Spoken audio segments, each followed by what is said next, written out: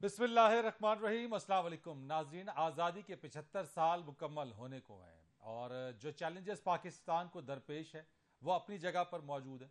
इस सारी सूरत हाल के ऊपर जो डायमंड जुबली तकरीबात हैं उनका तो आगाज़ हो चुका है और वो तकरीबात भी जारी हैं। वो सब कुछ टीवी, अखबारात और उन तमाम जो ज़राए उसके ऊपर सब कुछ सामने भी आ रहा है। लेकिन उसी के साथ साथ अगर हम बात करें पाकिस्तान के अंदर सियासी माहौल और सियासी मामलात के ऊपर, तो 75 साल गुजरने के बावजूद भी हम ये देखते हैं कि आज भी सियासत इंतशार का शिकार है। सियासी जमातें सियासी इंतकाम लेने में मसरूफ नजर आती हैं। सियासतदान एक दूसरे की टांग खींचते हुए नजर आते हैं और साथ ही साथ तनकीद। और फिर अगर हम मौजूदा सूरत हाल में बात करें, पंजाब हुकूमत पाकिस्तान तहरीक इंसाफ के पास है, विफाक में PDM की हुकूमत है, KPK में पाकिस्तान तहरीक इंसाफ की हुकूमत है। और अगर हम देखें और बात करें तो गिरफ्तारियों का सीजन भी ऑन है।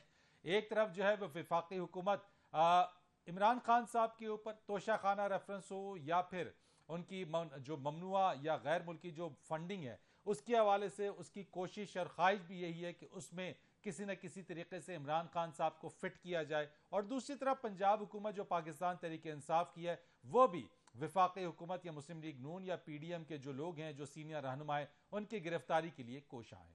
इस सारी सूरत हाल के ऊपर आज पाकिस्तान तहरीक इंसाफ का लाहौर हॉकी ग्राउंड में पावर शो होने जा रहा है। वो पावर शो के अंदर पाकिस्तान तहरीक इंसाफ के चेयरमैन इमरान खान क्या ऐलान करेंगे यह मुतवक्के है और यकीनन इंतजार भी है। शहबाज गिल साहब की गिरफ्तारी उनके मजीद जिस्मानी रिमांड के हवाले से इस्तदा की गई है हुकूमत की तरफ से, अटॉर्नी जनरल की तरफ से मजीद जिस्मानी रिमांड हासिल करने की ख्वाहिश रखी जाती है। लेकिन साथ ही साथ एक तरफ इमरान खान साहब ने यह भी कहा है कि शहबाज गिल का एक जुमला वो उनको नहीं कहना चाहिए था। एक तरीके से उनके कहे जाने वाले जुमले से इमरान खान साहब ने अपने आप को डिस्टेंस किया है या दूर किया है, अल्लाह ताल्लुक़ का इजहार किया है। इस सारे सूरत हाल के ऊपर आज हम बात करेंगे। मेरे साथ आज बात करने के लिए मौजूद होंगे सीनियर सियासतदान हमारे साथ मौजूद हैं एजाजुल हक साहब। अस्सलाम वालेकुम और बहुत शुक्रिया सर, आप मेरे साथ मौजूद हैं। मुझे ज्वाइन करेंगे तजियाकार ब्रिगेडियर रिटायर्ड फारूक हमीद साहब, आप मेरे साथ मौजूद है, बहुत शुक्रिया। और मुझे ज्वाइन करेंगी सीनियर सहाफ़ी तजियाकार नादिया मिर्जा साहबा मेरे साथ मौजूद होंगी। आप तमाम मेहमानों का बहुत बहुत शुक्रिया। एजाजुल हक साहब, आपकी तरफ आता हूं सर और आगाज आप ही से करता हूं। आज पावर शो होने जा रहा है और लाहौर हॉकी स्टेडियम के अंदर खान साहब खिताब करेंगे। आपकी मुलाकातें भी होती रही और अभी हाल ही में रिसेंटली अभी आपकी मुलाकात हुई। क्या वैसे तवक्को की जा रही है आज खान साहब क्या कहना चाहते हैं आज के इस जलसे में? देखिए, मेरा तो ख्याल है कि एक अच्छा पैगाम देंगे वो, कोई ऐसा कि जिससे कि माहौल जो है थोड़ा सा बेहतर हो। हम्म। दूसरा जो उनके खिलाफ ये सारे मामलात आपने खुद ही जिक्र कर दिया, तोशा खाना एक मजाक है। और इसी तरह ये जो फॉरेन फंडिंग वाला केस है ये भी एक मजाक है कि इतनी जमातें पाकिस्तान के अंदर हैं और एक जमात के आप फॉरेन फंडिंग के केसेस निकाल रहे हैं, हम्म। जो कि बता रही है कि हमारे यहाँ इतना बड़ा डेटाबेस है, हम पाकिस्तान में पैसे लेकर आए हैं। और जिन जमातों ने पाकिस्तान से पैसे लेकर बाहर भिजवाए हैं उनको कोई पूछ ही नहीं रहा। हम्म। और दूसरा, उनके पास ना कोई डेटाबेस है। अरबों रुपए लगते हैं पार्टियां चलाने में आजकल, जो बड़ी जमातें हैं, लेकिन किसी से कोई सवाल नहीं किया जा रहा। हम्म। अगर पार्लियामेंट को देखें तो वो पार्लियामेंट भी इलेक्शन कमीशन को भेज रही है तो जाजुल हक रेफरेंसेस। साहब, खान साहब ये तोशा खाना और ये जो फॉरेन फंडिंग वाला मामला है, जो इलेक्शन कमीशन का जो फैसला आया है, उसमें उनके वैसे क्या तासुरात है? परेशान है इस मामले को लेके या मुतमईन है? मैं समझता हूँ कि बिल्कुल ही परेशान नहीं है, परेशानी की बात भी कोई नहीं है। मेरे ख्याल में अगर किसी ने $100 या $200 किसी ने दे दिए हैं हम्म। तो इसका ये मतलब तो नहीं कि उनको मालूम भी होगा कि कौन है। और जो ऑडिट रिपोर्ट्स होती हैं हम भी साइन करते हैं, मैंने कल ही अपनी इलेक्शन कमीशन में जमा करवाई है। खैर हमारी जमात में तो अगर 50,000 रुपए हो जाए हम्म। तो बहुत बड़ी बात है, हम्म। लेकिन मैंने साइन करके भेजा है। मैंने तो नहीं देखा कि वहाँ का खर्चा कहाँ से हुआ, पैसे कहाँ से आए। मतलब कि आप देखते हैं कि जी आपके ऑडिटर ने रिपोर्ट बना के दी है तो लाजिमी बात है कि वो सही होगी। तो इन चीजों को ये देखें ना, ये एक जो आपने कहा ना, पॉलिटिक्स के अंदर एक रिवेंज का सिस्टम आया हुआ है। जी। हमारे यहाँ जो मुश्किलात रही हैं, जो हमारी सबसे बड़ी गलती है वो ये है कि हमने ना सिर्फ पॉलिटिक्स और रिवेंज किया है, हमने इकोनॉमी में भी रिवेंज का काम किया। और उसकी वजह है कि आज हम यहाँ पर खड़े हुए हैं। हम्म। 75 साल के बाद लोग आज भी जो हिंदुस्तान से चल कर आए थे, मैंने आज ट्वीट किया है अपने बच्चों को कंधों पे उठाए हुए, आज भी 75 साल के बाद वो पूछ रहे हैं कि हम कब पाकिस्तान पहुंचेंगे।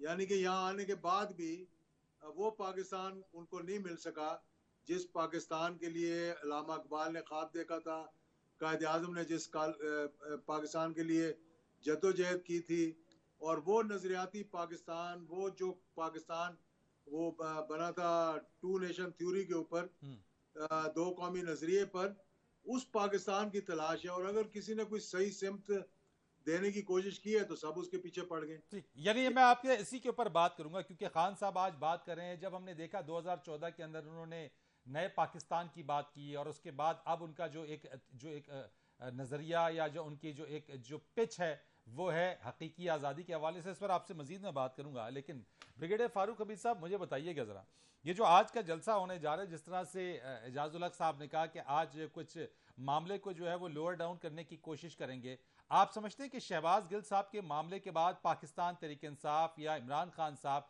बैकफुट पर थोड़े नजर आए हैं और थोड़े से उस मामले को कूल डाउन करने की कोशिश कर रहे हैं? अब बिस्मिल्लाहिर्रहमानिर्रहीम, बहुत शुक्रिया। बिल्कुल आपकी बात सही है, मुझे भी यही लग रहा है कि शहबाज गिल वाले केस पे इन्होंने सब ने अपने आप को डिस्टेंस किया है, उनकी जो उन्होंने उनके कमेंट्स थे, और उसके बाद जाहिर बात है 2 दिन आपने नोट किया कि पीटीआई बहुत अंडर डिफेंसिव भी थी, अंडर प्रेशर भी थी, और उनके जो सियासी ओपोनेंट्स हैं, पीडीएम की जो कोलिशन है, उन्होंने ठीक ठाक, उनके जो मीडिया के सपोर्टर्स हैं उन्होंने भी ठीक ठाक पीटीआई को दबाया उसमें। तो बात तो है, लेकिन ये आपने एक बड़ी इंटरेस्टिंग बात की है। देखिए, मोहतरम एजाजुल हक साहब की एक बड़ी स्टैंडिंग है पाकिस्तान में। हर तमाम पाकिस्तान के स्टेक होल्डर जो हैं वो सब इनकी बड़ी इज्जत करते हैं, इनकी बहुत रिस्पेक्ट करते हैं। ये पिछले मैं बड़ा क्लोजली फॉलो कर रहा हूँ, मैं इनसे बात तो नहीं कर सकता हूँ, लेकिन मैंने ट्वीट्स भी फॉलो किए। ये 2-3 दफा जो गए हैं इमरान खान साहब को मिलने के लिए, बनी गाला वगैरह वगैरह, मेरा ख्याल है कुछ किसी किस्म की मीडिएशन भी, ये कोई बैक चैनल में भी, अब ये एडमिट करें या ना करें वो अलग बात है, लेकिन मेरी असेसमेंट ये है कि ये भी कुछ हफ्ता मीडिएशन इन्वॉल्व है। और मैं कहता हूँ अच्छी बात है, अगर है तो इनसे ज्यादा क्रेडिबल शख्स और कौन हो सकता है। एजाजुल हक साहब मौजूद है, चूंकि आपने बात कर दिया, पूछ लेंगे उनसे। एजाज साहब सुन भी रहे, मैं इसका जवाब भी ले लूंगा उनसे मैं। हाँ, पहले मैं दूसरा पॉइंट जी, और जबकि प्रेसिडेंट ऑफ पाकिस्तान ने कल कहा, मेरी नजर में प्रेसिडेंट ऑफ पाकिस्तान एक नहायत मॉडरेट और सेन वॉइस है पीटीआई में, उनका अपना एक मकाम है, ही the symbol of the unity of the federation. वो भी मीडिएशन की बात कर रहे हैं, उन्होंने भी कहा है राइजिंग अबव पर्सनल ईगो। और तीसरा फैक्टर जिस पे मैं अब आपको लेके आ रहा हूँ, देखिए ये आप कोई माने या ना माने, रिपोर्ट्स तो आ गई है कि एक 2-वे ट्रैफिक चली है between the Americans and the top PTI leadership. ये हो नहीं सकता कि वो एम्बेसडर साहब वहाँ पे केपी में गए हैं और वो तो चीफ मिनिस्टर भी वहाँ के मांगे कि आज ये मुझे अप्रूवल था अपना इमरान खान साहब का। खबर तो ये भी है कि इनकी डायरेक्ट को 15 मिनट बातचीत भी हुई है। आई हैव अ फीलिंग कि ये और इनका फिर वो जो मीडिया पीआर कंपनी जो है लंदन अमेरिका में एंगेज उन्होंने किया है, तो आप लॉबी के या मीडिया प्रोजेक्शन के पीटीआई के मामला बेहतर कर अमेरिका में, मेरा ख्याल है कि इमरान खान साहब जो हैं वो थोड़ा सॉफ्टन अप हो रहे हैं, और मैं एक्सपेक्ट कर रहा हूँ, मैं भी एक्सपेक्ट कर रहा हूँ। एक्चुअली आपका सवाल है कि हाँ, आज उनकी टोन में कोई चेंज आना चाहिए। प्रेसिडेंट साहब ने भी कल कहा था अपने इंटरव्यू में कि मैं भी अपने लोगों को बता रहा हूँ कि भाई ये फौज के ऊपर तनकीद या ये किसी पॉलिटिकल पार्टी को खाम खा आउट ऑफ द वे जाके ये जो एंटी एस्टैब्लिशमेंट नैरेटिव और ये चीजें ये खत्म होनी चाहिए। यानी आप भी कह रहे हैं कि खान साहब सॉफ्टन होते हुए नजर आ रहे हैं, उनके अंदर जो है वो लोअर डाउन होते हुए नजर आ रहे हैं इस चीज के अंदर। होना भी चाहिए। मैं नादिया मिर्जा साहब को जरा इन्वॉल्व करता हूं। नादिया, बहुत शुक्रिया आपका। मुझे बताइएगा, आप इस वक्त क्या समझती है, शहबाज गिल साहब के मामले के बाद, शहबाज गिल साहब तो गिरफ्तार हो गए, मजीद उनके जिस्मानी रिमांड की इस्तदा की जा रही है, पाकिस्तान तहरीक इंसाफ को ले ले या खान साहब को ले ले, चाहे वो उस न्यूज़ चैनल को ले ले जिसके ऊपर उनकी वो बात चली, उन्होंने तो अपने आप को डिस्टेंस कर लिया। क्या सिंगल आउट कर दिया गया है शहबाज गिल साहब को, और उसके बाद खान साहब को यह एहसास हो गया है कि वन वे ट्रैफिक नहीं चलती है, मीडिएशन ज़रूरी है, बातचीत ज़रूरी है, चाहे वो यहाँ पे हो या फिर वो यूएस के साथ हो? Thank you very much Farid. देखिए, सिंगल आउट हमें ये इंप्रेशन आया था कि शहबाज गिल को सिंगल आउट किया गया, लेकिन उसके बाद इस इंप्रेशन को पीटीआई की क़यादत ने ही दूर किया। जब आपको याद होगा और आपने भी देखा होगा कि पहले दिन अदालत में जब शहबाज गिल को पेश किया तो पीटीआई का कोई रहनुमा उनके साथ नहीं था। फैसल चौधरी साहब जो कि फवाद चौधरी साहब के भाई हैं, वो वैसे वकील पेश हुए और इस पर ये सवालात उठाए थे, हमने भी सवालात उठाए थे। और दूसरे दिन ही हमने देखा कि फवाद चौधरी साहब की प्रेस कॉन्फ्रेंस, उसी दिन भी एक प्रेस कॉन्फ्रेंस उन्होंने कहा कि जी ये वजूहत थी, हमें पता नहीं था, लेकिन उसका पीटीआई को ये अंदाजा हो गया और आपको ये इंप्रेशन गलत जा रहा है कि जी सिंगल आउट कर दिया गया। जब वेरी नेक्स्ट डे उनको जब अदालत में प्रोड्यूस किया गया तो उससे पीटीआई के रहनुमा वहां पर मौजूद थे। सेकेंडली, जब इमरान खान साहब ने मीडिया खिताब किया कौम से, तो हम ये एक्सपेक्ट कर रहे थे कि वो अपने आप को डिस्टेंस करेंगे शहबाज गिल के स्टेटमेंट के साथ कि जी ऐसी कोई ये पार्टी पॉलिसी नहीं है जो हमारे यहाँ नॉर्मली हमने एक प्रैक्टिस देखी है तमाम पॉलिटिकल पार्टीज में, चाहे वो निहाल आशमी हो, चाहे वो तलाल चौधरी हो, चाहे वो दानियाल अजीज हो, ये शख्सियात हो। तो उन्होंने ये कहा कि अगर के शहबाज गिल ने कुछ भी गलत किया है और उन्होंने उनके ऊपर जो भी इसका मुकदमा बना है, तो आइन अपना रास्ता ले, कानून अपना रास्ता ले। उन्होंने सिर्फ उस पे उन्होंने ना उसको उन्होंने कवर दिया, ना उन्होंने अपने आप को डिस्टेंस किया। उन्होंने कहा अगर वो गलत है, कानून अपना रास्ता लेगा। हाँ, अलबत्ता जिस तरीके से जो तरीका वारदात था, यानी जो गिरफ्तारी थी, उसकी उन्होंने मुजम्मत की। तो मेरा ख्याल है यही चीजें हैं। सेकेंडली, आप जो बात पूछ रहे हैं कि ये अभी जो डिस्कशन आपके प्रोग्राम में हो रहा है कि जी कुछ सॉफ्ट लाइन लेने इमरान खान साहब जा रहे हैं, तो पिछली कुछ तकरीरों से आप देख रहे होंगे कि इमरान, देखिए पॉलिटिक्स में जज्बातियत एक हद तक चलती है और उसके बाद चीजें आपको समझ में आने लग जाती है।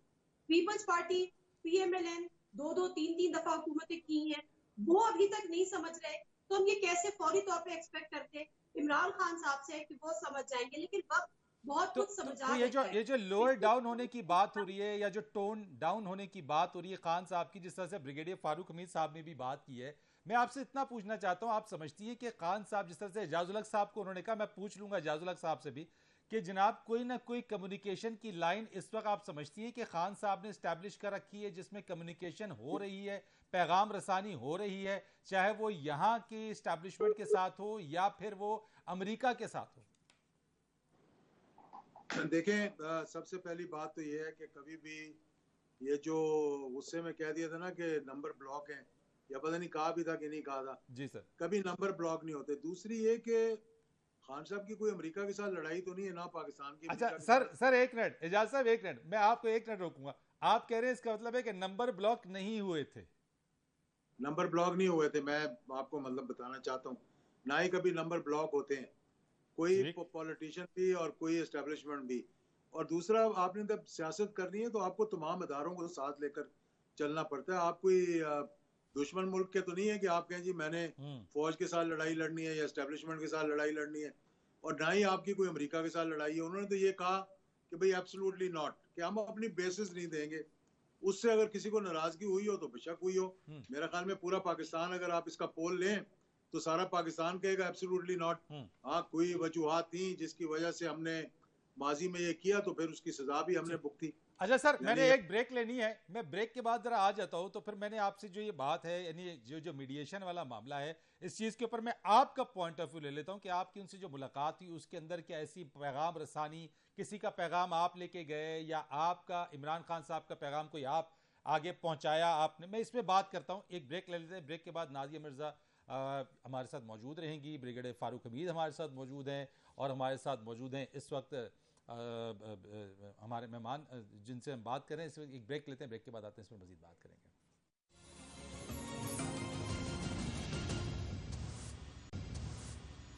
एक बार फिर आपको खुश आमदीद कहते हैं। एजाजुल हक साहब हमारे साथ मौजूद हैं, ब्रिगेडियर फारूक हमीद और नादिया मिर्जा साहब। नादिया, आपकी वॉइस डिस्कनेक्ट हो गई थी, मैं आपसे ये जानना चाह रहा था, आप अपना कमेंट दीजिएगा रिगार्डिंग यूएस के हवाले से कि क्या वहां पे भी खान साहब जो है वो लोअर डाउन हुए, जो अमरीकी साजिश का बयानिया था, अब उससे खान साहब जो है वो समझते हैं कि ये ऐसे नहीं चल सकता, और सिर्फ उन पॉलिसीज पर क्रिटिसिज्म किया बहैसियत अमेरिका, मुल्क पे कोई क्रिटिसिज्म नहीं था?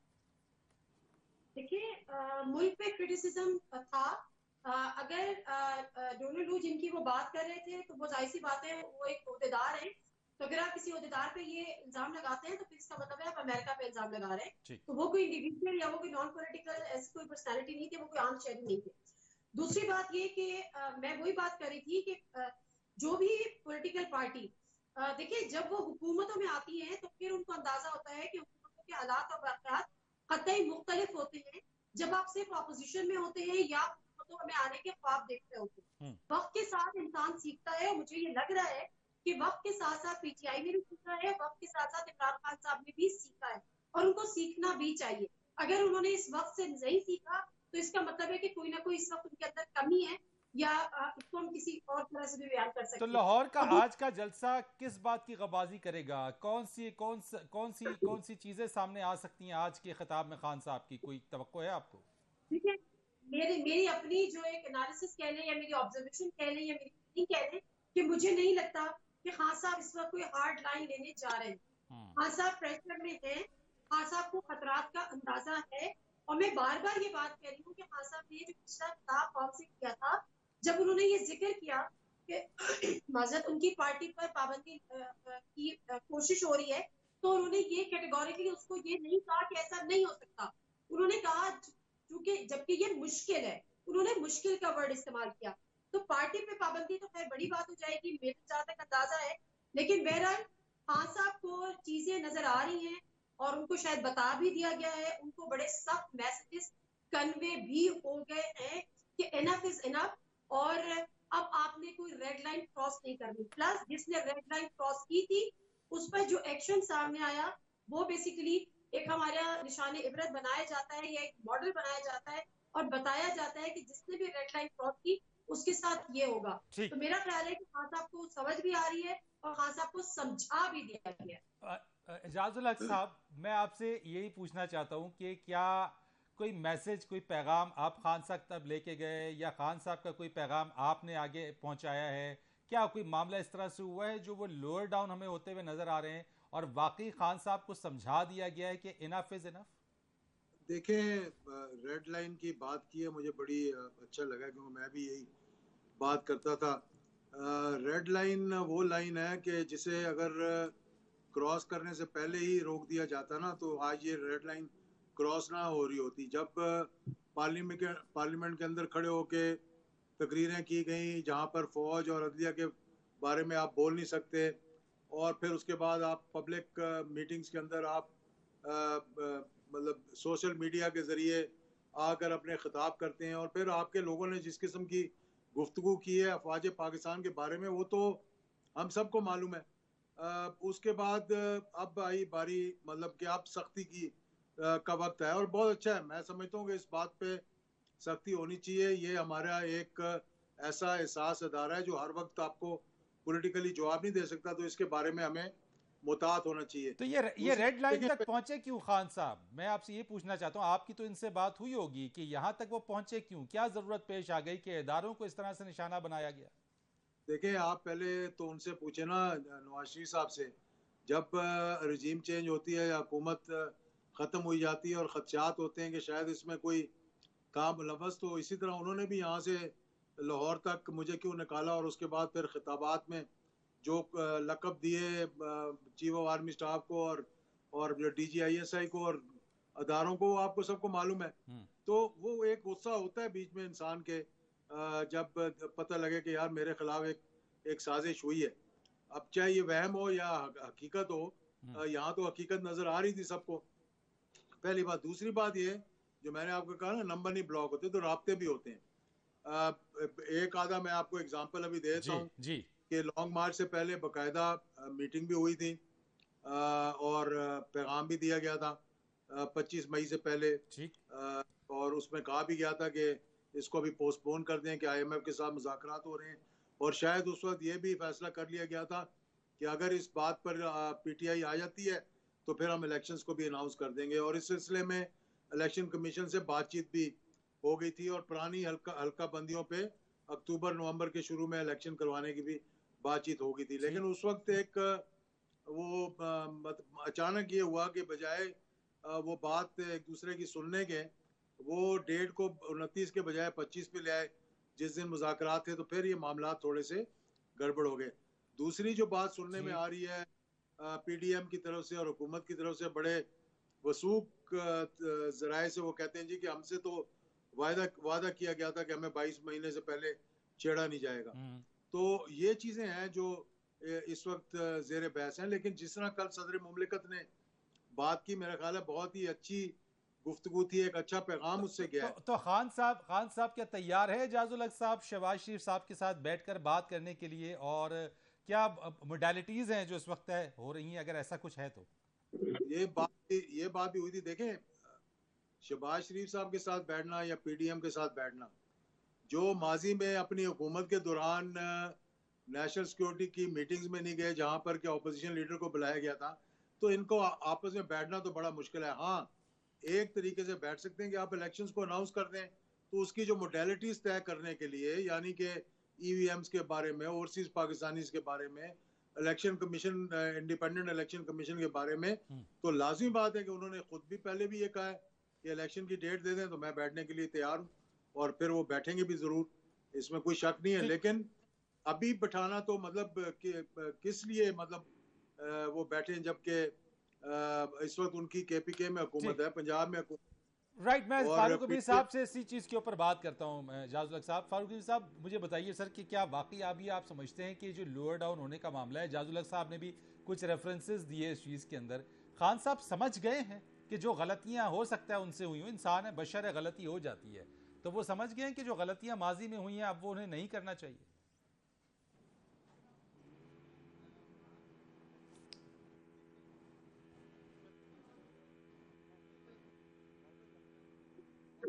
अच्छा सर, फारूक अमीर साहब आपकी वॉइस हम तक नहीं पहुंच रही है, हमने एक ब्रेक लेनी है, ब्रेक के बाद आ जाते हैं, मैं आपसे ही फिर कंटिन्यू करूंगा। प्रोग्राम में एक बार फिर आपको खुश आमदीद कहते हैं। ब्रिगेडियर फारूक अमीर साहब, सवाल मेरा आपसे ये था ब्रेक पर जाने से पहले कि क्या खान साहब समझ गए हैं, उनको समझ आ गई है? मैं समझता हूँ कि इस वक्त उनके वो जानते हैं कि चाहे कॉमा हो, फुल स्टॉप हो, अगर सोर्ड ऑफ डिस्क्वालिफिकेशन उन पे हैंग कर रही है, चाहे तोशाखाना केस हो, चाहे वो प्रोहिबिटेड फंडिंग वाला केस हो, तो मेरा ख्याल है कि वो ही अंडरस्टैंड कि things could be very difficult for him. देखिए, मैं बात क्या कहना चाहता हूँ, इस वक्त एक पॉलिटिकल डेडलॉक हम देख रहे हैं पाकिस्तान में। मैं समझता हूँ खान साहब should show some flexibility now, और ये प्राइम मिनिस्टर साहब और उनकी रूलिंग कोलिशन, अगर भाई रूलिंग कोलिशन समझती है कि वो इस वक्त पॉलिटिकल उनकी वो स्टैंडिंग नहीं है to go in for election with Imran Khan and the PTI, तो भाई को मिडिल जरूरी नहीं है कि आप इसी साल इलेक्शन कराएं, अगले साल तो अगस्त में होने ही होने, अगस्त ऑनवर्ड, तो भाई को मिडिल। लेकिन खान साहब तो ये चाहते हैं कि इसी साल ये इंतखाबात हों। नहीं, मुझे इस साल नहीं होते नजर आ रहे। मिडिल सोल्यूशन है अगले साल मार्च अप्रैल में ले जाएं भाई, 5-6 महीने रह गए हैं, इतना ज्यादा डेडलॉक की क्या जरूरत है जिससे इतना मुल्क में क्राइसिस चल रहा है। अगर उन्होंने पीडीएम ने, गवर्नमेंट ने अपना ये डॉलर भी अब कम हो रहा है, आईएमएफ का पैकेज भी आ रहा है, और बाकी इंटरनेशनल इंस्टीट्यूशन भी आपको पैकेज दे रहे हैं, 8-10 अरब डॉलर आ रहा है अगले चंद हफ्तों में, तो let them stabilize the situation, no harm.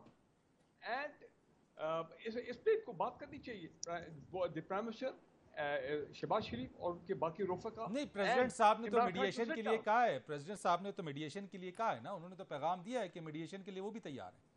नहीं, तो अगर उन्होंने पैगाम दिया है तो मैं समझता हूँ न सिर्फ प्रेसिडेंट ऑफ पाकिस्तान, और भी बड़े बड़े सेन फोर्सेज हैं इस मुल्क में, बड़े क्रेडिबल फोर्सेज हैं, बिठाएं इनको। ये पॉलिटिकल डेडलॉक है उस एक इलेक्शन की डेट के ऊपर। कितनी अजीब सी सूरत हाल है कि जनाब अगले महीने इमरान खान साहब 9 सीटों से बाई इलेक्शन लड़ेंगे। कभी पाकिस्तान में ऐसे पहला हुआ है? अजीब ही मतलब किस्म का ये हालात हम देख रहे हैं। अगर लेट्स से चंद सीटों में वो जीत भी जाते हैं तो उसके बाद क्या होगा? दोबारा वहां पे इलेक्शन होंगे। उन्होंने वो तो एक ही रख सकते हैं, उसमें पार्लियामेंट तो उन्होंने आना नहीं है ना, उन्होंने ओथ लेना है। सो ये इस सिचुएशन से हमें निकलना है। There is a political crisis. Right, आपने कहा सिचुएशन निकलना है। नादिया, मुझे बताइए कि ये जो पॉलिटिकल डेडलॉक है कैसे खत्म हो सकता है, ये कैसे बातचीत होगी, खान साहब कैसे बैठेंगे? गो के वो कहते हैं इलेक्शन की तारीख दिए बगैर तो मैं नहीं बैठूंगा। मैं तो पहले जो है वो ब्रिगेडियर साहब से पूछना चाह रही हूँ कि ब्रिगेडियर साहब जो कह रहे थे कि सदर पाकिस्तान,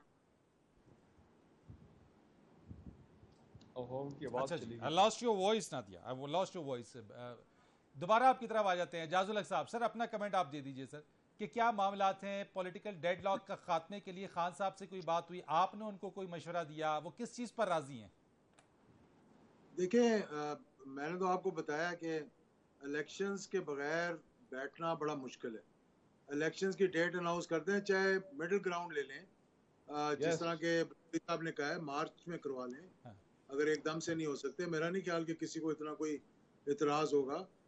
पीटीएम इस वक्त जो उनकी ग्राउंड रियलिटी है, as a student of politics मैं आपको बता रहा हूँ कि वो इलेक्शन लड़ने के काबिल नहीं है। अगर इमरान खान साहब 9 सीटों से लड़ रहे हैं तो आपको अल्लाह करे कि उसी तरह 17 जुलाई की तरह वो बिल्कुल एक अच्छे साफ शफाफ ट्रांसपेरेंट इलेक्शंस हो, तो 9 की 9 सीटों पे वो जीतने की पोजीशन में इस वक्त। अच्छा, अगर ये इलेक्शन अगले साल ही होते हैं और पीडीएम या गवर्नमेंट इस चीज के ऊपर रहती है कि इलेक्शन तो अपने टाइम पर ही होंगे, तो क्या फिर खान साहब इस बात पर राजी नहीं है एजाजुल हक साहब?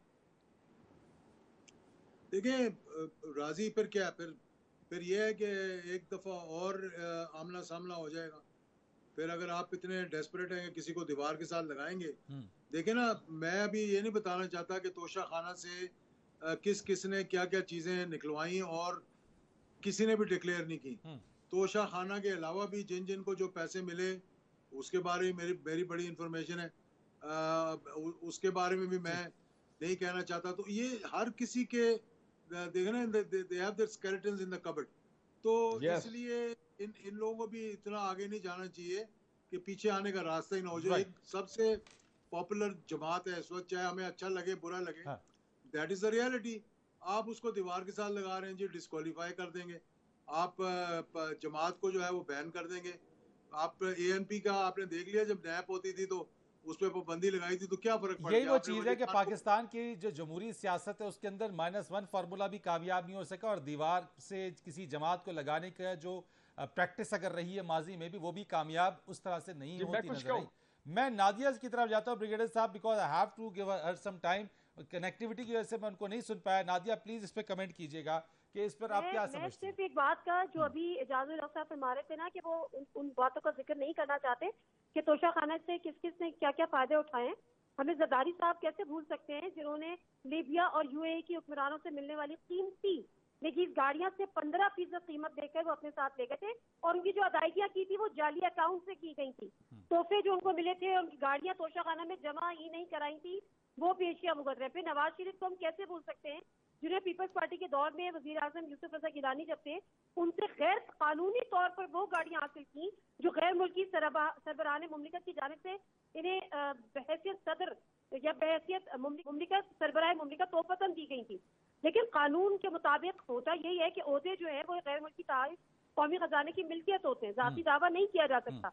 लेकिन नवाज शरीफ साहब को दोस्त मुल्क की जानिब से दी गई मर्सिडीज पीपल्स पार्टी के दौर में से 6 लाख के एवज तोशा खाना से दी गई। साथ कैसे बैठेंगे नादिया? ये तो वो चीजें हैं कि फिर एक के ऊपर खुलेगी, दूसरी तीसरी, ये तो वो वाली बात है। फिर तो एहतसाब शुरू करें 47, उसके बाद से 75 साल तक पीछे चले जाए तो फिर वहां से एहतसाब शुरू करते हैं। 2022 में जिसकी बारी आएगी, जो जिंदा बच जाएगा वो देख लेगा कि एहतसाब किसका होता है। 75 साल तो बहुत पीछे चले गए ना फरीद। आप ये बात कर रहे थे खान साहब का जो बयानिया या खान साहब की जो रेड लाइन क्रॉस होने वाली बात, तो खान साहब ने तो सीखा, खान साहब ने तो देखा ना पिछले एतवार में जब ये रेड लाइंस क्रॉस होती थी तो कहा यह जाता था कि मज़ामत होगी तो मुफाहमत होगी। तो खान साहब शायद समझ बैठे होंगे कि मैं भी मज़ामत शुरू कर दूंगा तो मुफाहमत हो जाएगी। ये बात अच्छा, तो अब ये बैठने के लिए कैसे तैयार होंगे? ये पॉलिटिकल आप समझती है डेडलॉक इस वक्त है हमारे पास और इसको रिजॉल्व करना इस वक्त जरूरी है? Your comments over it?